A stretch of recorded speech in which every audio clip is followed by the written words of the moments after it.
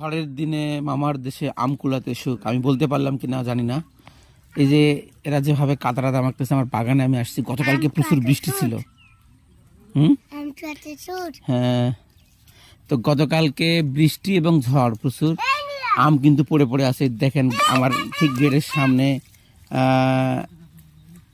এই এই দেখেন গেটের সামনে কি অবস্থা।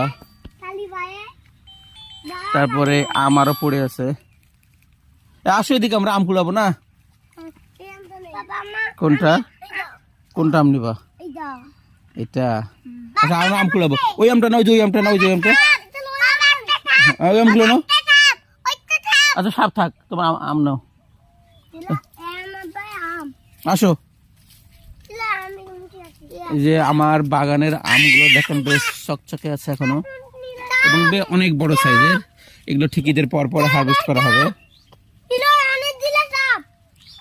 আর বৃষ্টি আসার কারণে আম আপনার সব অনেকগুলো পড়ে গেছে, কেউ কুড়িয়ে নিয়ে গেছে। তো